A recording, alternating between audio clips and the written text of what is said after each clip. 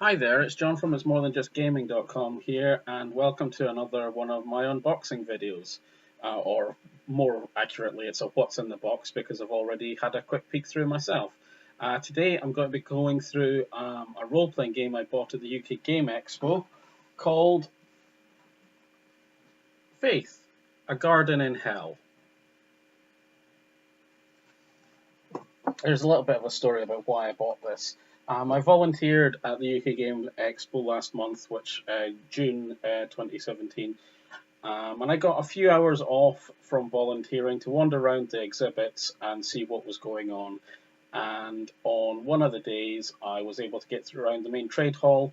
I was wanting to talk to some of the developers and talk to some of the designers and just see what other new games were out there. And I was attracted to Faith, A Garden in Hell. That is by, who's it by? Burning Games. Excuse me. I have played some science fiction games, role-play games in the past, but not too many. This is a science fiction game set in a galaxy that is being overrun by a swarm of aliens called the Ravagers, which reminds me a little bit of the Marvel Annihilation Wave storylines. Certainly, the fact that there are swarm queens and things like that makes it sound like Marvel Annihilation Wave or Games Workshop Tyranid Hive fleets or things like that. But then there's only so many science fiction story plots that you can actually do, so fair play. I went up to the stall and I was talking to the lad who was front and center, and I was asking about it, and he said, "Oh yeah, this is one of our new science fiction roleplay games, newish anyway. It's called Faith Garden in Hell. It's a diceless role-playing game, and that's kind of what got my attention." He described it a little bit to me. I said, "Great. Can I buy it?" And he said, "Yes." And I said, "Do you accept cards?" Because I didn't have enough cash on me. And he said, "No." And I said, "Right, can you give me your business card and I'll buy it through your website?" And he said, "No problem." And he gave me the business card and said, "Just email us when you buy it so that we know that we spoke to you on the day, or today, and we'll put it in we'll give you a free shipping code, basically, as if you had bought it at the stall." So that was great. So I walked away to have a look around the expo, and then a few seconds later, he came running up to me with a little pack of freebies, and he said, "Here, you wouldn't get these if we shipped it out to you. We're only giving these freebies out on the day, and it would be a shame for you not to have them." So I thought that was pretty awesome. One of the freebies was a map, which I'm going to struggle getting all on screen just now.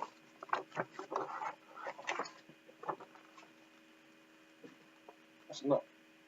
Yeah, the lighting in here is not grand, so you're going to have to just take my word for it when I say that the artwork on it is awesome. Okay, so let's actually have a look in the box. As soon as I can figure out how to actually fold this thing back up again. Okay, so this is an out-of-the-box role-playing game intended for 3 to 5 players, I think it is. Yes, 3 to 5.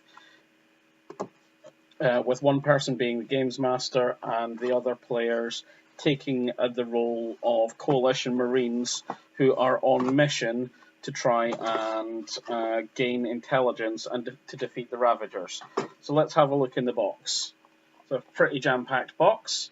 The first thing I've got on top here is the GM outline, which is basically read this document first, and it gives you some basic information on how you're running the game, and it has checklists, progress charts, lots and lots of things to help you run the game so that the learning curve isn't particularly steep. It's not a particularly wordy document. It's mostly tables and checkboxes just to note the progress of the players at various points during the game. There is a set of QuickStart Rules, which is also a comic, which is quite cool.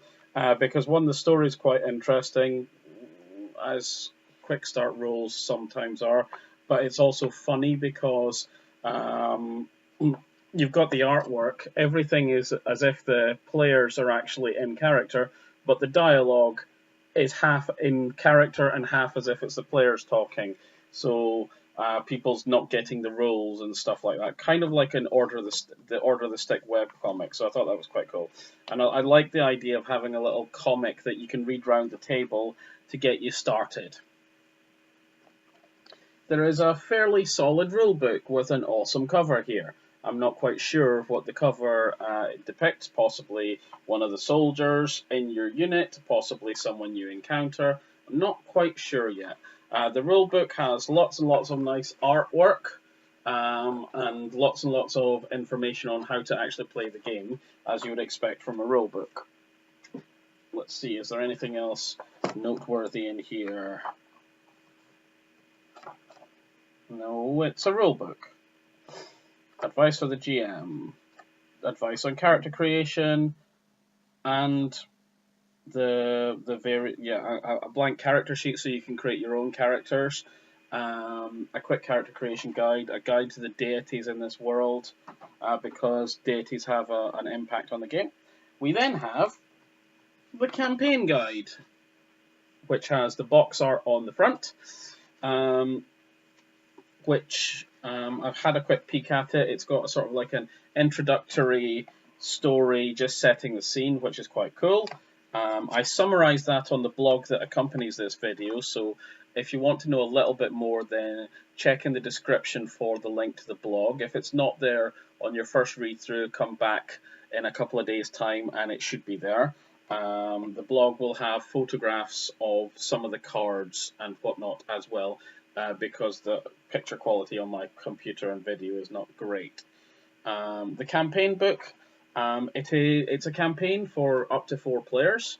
It's intended as sort of like 7 to 12 sessions, which I'm imagining would be 3-hour sessions. I mean, some people do long haul 6-hour Dungeons and Dragons sessions, but I don't know about anyone else, but I tend to just play 3-hour sessions, and that way the players aren't getting bored, narky, irritable, fidgety, and the GM is actually able to keep concentration. The game ships with 4 pre-made characters, which is quite cool.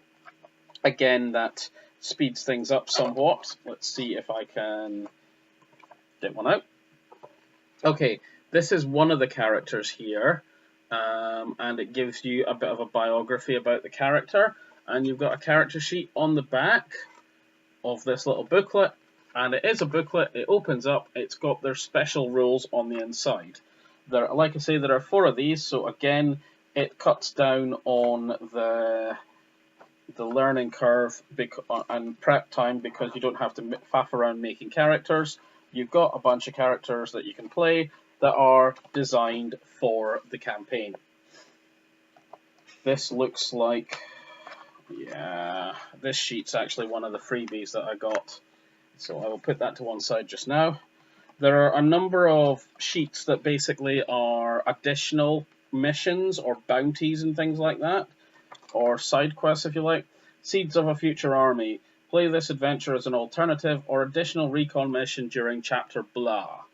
And it basically gives you a little bit of an extra adventure if you want. And you've got artwork to represent it. Let's see if I can get this the right way up, because I don't know what. Well, I'm guessing it's supposed to be that way up. There's another one of those. Black Watch's Bounty, and I'm guessing this is Black Watch. Again, it's an alternative or additional mission in chapter blah. Like I said, the one I picked out first was a freebie I got, and that's the Wolf of Wood and Stone, and that's an extra mission you get to play if you want. There are in the box a number of boss cards. Let's see. A jellyfish swarm, most dangerous of all swarms.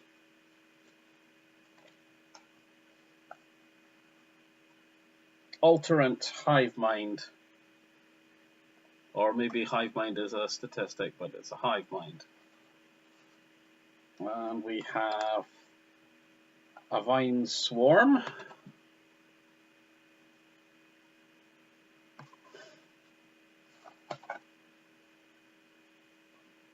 something called a Zix,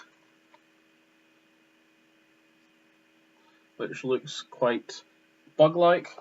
And here is the stack card for the Wolf of Wood and Stone, which is kind of cool looking. There are 2 decks of cards in the box, and an extra card. And there was a flyer that came with the game that said we made a little mistake, just take the extra cards that you find in the box, put them in the right deck. One of these decks of cards is in place of dice,